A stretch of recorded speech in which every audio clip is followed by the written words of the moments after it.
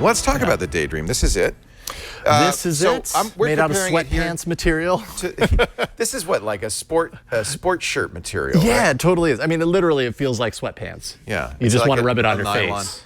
But let's compare it to there's Google Cardboard, which is kind of basically free, right. But I think it compares to the Gear VR. It's about the same price, right? $100. So this is actually less expensive than this is $79.99 for the Daydream.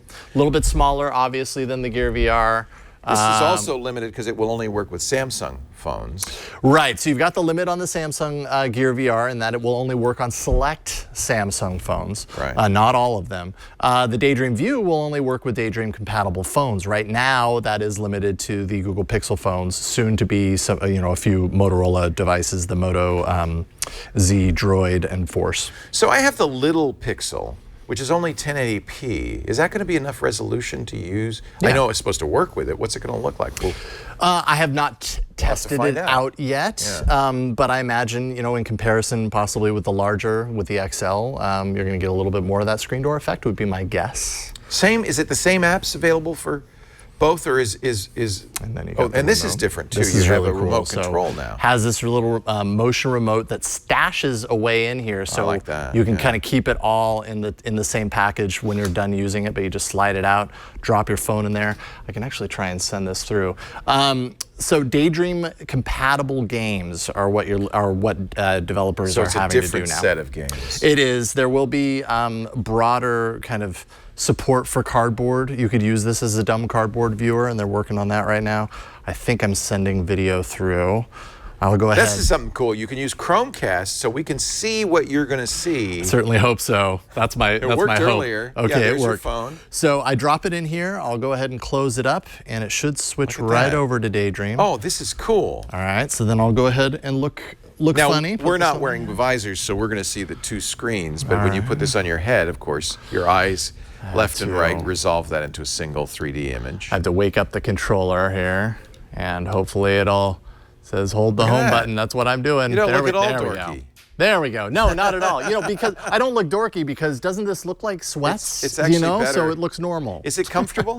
More comfortable? They are comfortable, but I have an issue with it, and that's that this strap, as you can see right here, is really high up. Yeah. And so the weight of everything, depending on how you have it sitting on your face, makes it so that it kind of pops out on the bottom, which lets in light and doesn't feel right. It also doesn't look perfect through the optics that, through the lenses that you're looking at. It actually can make the outer edges a little bit blurry as a result of the fit. So that can be a little strange.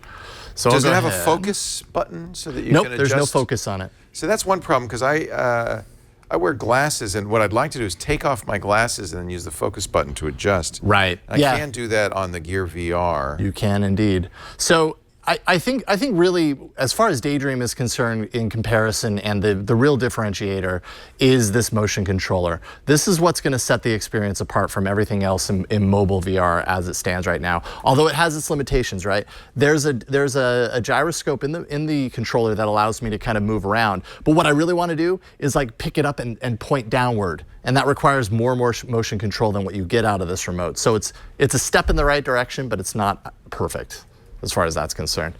But you've got... is this a game or just a demo? This is a game. This is a game called, is it Mycopa? I can't remember the name suddenly. Mycopa. But it's a puzzle game, essentially, so I can move this guy, move him onto there. You can grab the whole board and shift it around. I can move that piece, bring him over here, and zap him to the end point.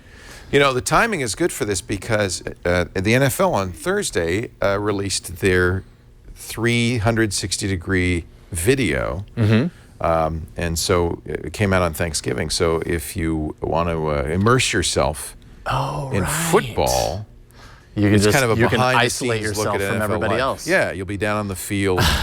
Shows how people prepare for game day. Do you want to put it on? See? No, it's all right. I can't get one because they haven't sent me my code yet, even though we ordered a Pixel the same I don't understand why you haven't got that code yet. You should definitely check in on that because these have already obviously sent out to people. Overall, I mean, $80 for the viewer is not bad considering, that you get that motion controller. It's not without its faults though.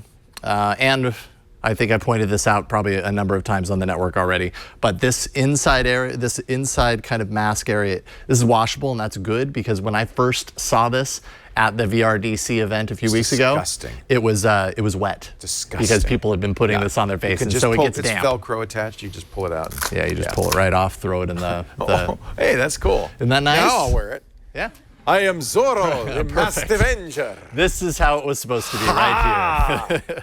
You know, when they get VR that looks like this, I could see people wearing that around. Widespread acceptance once it's narrowed down to this view, for sure. For sure. All right, the Daydream VR.